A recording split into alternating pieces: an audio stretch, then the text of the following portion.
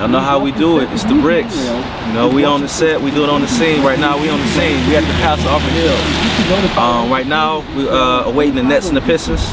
It's tipping off about 7:30. We know tonight is really about the Nets. They still, you know, fighting for a playoff spot, trying to get home court advantage. Fighting the Knicks to get the top of the Atlantic Division title. The Pistons are right now, they're going through some hard times. You know, they're on the losing skid right now. If they don't win tonight, it'll be 6 straight losses at the Palace. Overall, they're on an 8-game losing streak. But the bright spot is Rodney Stuckey. You know, the past few games, he's been doing real well. Scored 32 points that night, Portland, even though they lost. Still waiting on Brandon Knight to get back, Coach Frank.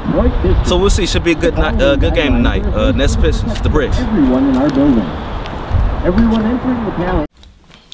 On the set, on the scene. Welcome back to the bricks. Broadcast from BPR Studios. We're your hosts, Ken Boyer, Michael Lewis. The long-awaited return back to the set.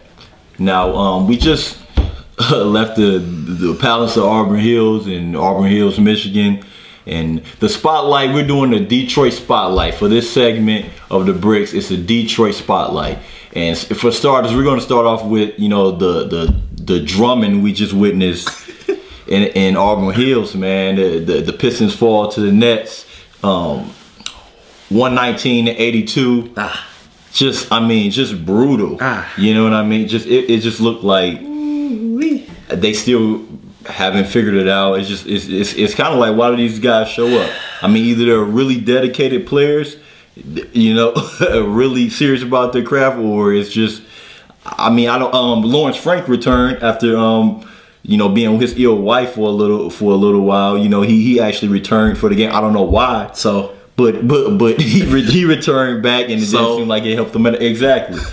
So, I mean, what do you think about, I mean, what's your take on how everything played out? Listen, I'm gonna tell y'all, listen, we was there live. Yeah. So that, I mean, live, only a few rows from the floor. And we saw when you talk about a team, I know they trying hard. You know they trying hard. I'm not saying nobody out there not trying to play, give they all, but they, to me, honestly, I'm a diehard Pistons fan, but they have a collection of players that just don't mesh. Yeah, let's just keep it real. It's too many players that you would consider role players on most other teams. Yeah, it's just too many of the same position players, too many of the same guys.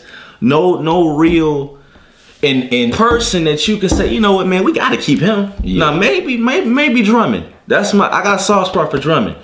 That's just me, but he's not on the floor right now. Not even on the floor. You know, and that's the guy, man, who's to tell like how he's going to come out and perform after that. But allude back to what you said about a lot of the same type of players that don't mesh, is because they're like the same players. You know, Rodney Stuckey out there, you know, he matches up well with Darren Williams. I've seen him out there, you know, chest to chest. They look the same. Look the same. But the only thing is, if he was what he was brought there to do, play that point guard position, if he was able to do that, then keep him there at the point guard. But they move him over to the 2 slot, That's really and he doesn't mesh though. He's not elite at that position. Yeah. You know what I mean? So and you look at, you know, a guy like Will Bynum that come off the bench, plays a lot like Rodney Stuckey, built a lot like him, you know, a couple inches taller. You have another Rodney Stuckey on the floor. So it's like the same player. You see how many times they were up at the top, or they would be in the same area, and they kind of just looking at each other like, man, you know, it's like rush hour. It's like rush hour traffic. It's I mean, you see a whole lot of that, and you see guys who, you know, for one, you don't see a floor general like someone like Darren Williams. I mean, he was out there working out on the Pistons, like straight working out on the Pistons. Man, he dropped 31 in 28 minutes. 28 minutes, yeah. I mean, we seen a lot. We seen like, man, did Darren 14 after first quarter. I mean, that's crazy. You know what I mean? Like, and Lawrence Frank. I mean, we started off the beginning of the game when Greg Monroe and who was that? Rodney Stuckey got 2 fouls apiece. Oh, Calderon. Jose Calderon. Yeah. We was wondering what happened to him, but obviously he went out with a bit of a flu-like symptom. So he had some issues. Yeah, I caught the flu myself. So I feel like that was going around after that game. Like, forget this. But man, you know, we seen Lawrence Frank. I mean, from the floor general, we don't see a Darren Williams, a guy like that, coach on the floor. We don't see a great coach on the sidelines. I mean, we see Greg Monroe come up with 2 fouls in the beginning of the game, as well as Jose Calderon. And they just but they remain in the game. You don't see certain coaching. It's kind of like he's like, man, we have nothing to just stay out there. Stay out there. Do whatever you want to do. You can get it. You can get stupid chippy fouls, like you said. It was questionable, but you can't put yourself in that position. You know, Greg Monroe really is the only guy out there that seems to be giving them any sort of production or anything. You know, he's consistent production. I mean, he's a piece there, but it's like there's no pieces where, in my opinion, where I say you have to keep. But that's the problem. To me, is as decent or good of a player as Greg Monroe is he really like a franchise-changing type player? No. I don't believe he's the type of player that you put on somebody else's team around a star player. He's not the guy, but for some reason on this team, he's supposed to be our guy. I ain't got no problem with Greg. Look, man, I like Greg Monroe. You got a nice game. Anytime you can average 15 to 20 points and get 8 to 12 rebounds a game, you're formidable in this league. But just as, you know, a LeBron James type player, Carmelo, he's not a franchise tag guy. Far from it. I mean, we said this at the beginning. I mean, this game was more about the Brooklyn Nets, you know, chasing New York for that top spot in the Atlantic Division. You know, we said that beforehand. We pretty much seen how this was going to go. Say a 30-point lead. I didn't know it was going to be that 30-point blowout. I didn't know it was going to be that. We already told you called it. It's more about the Nets. It's nothing. You know, it was the same old same old for the Detroit Pistons. Another, you know, staple and characteristic of Detroit sports and Detroit basketball happened to be exactly what we thought they would. I mean, but we chatted with a few fans before the game and did a quick run through and you know, to see what they said. But we figured it'll be more of the same. But we'll let you hear it for yourself. We're gonna go in the cup for this segment.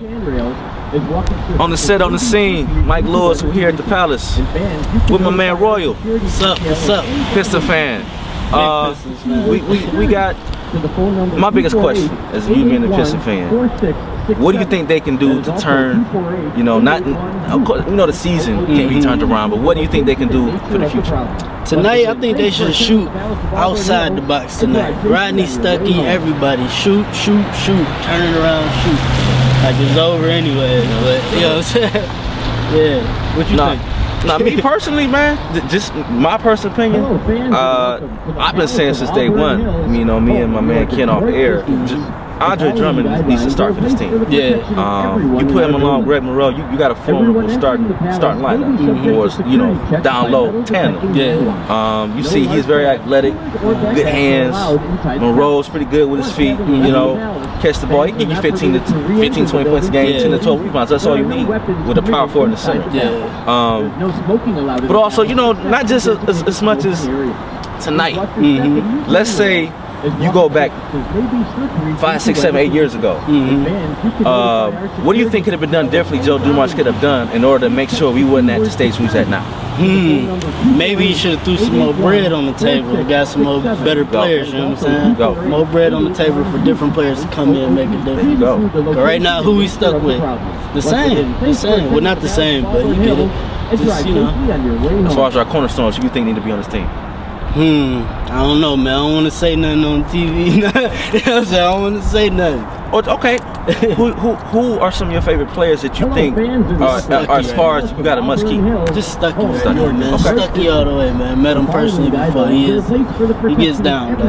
He gets down. All right, now. There you go. Royal. On the bricks. Thank you for having me. It's the fans, baby.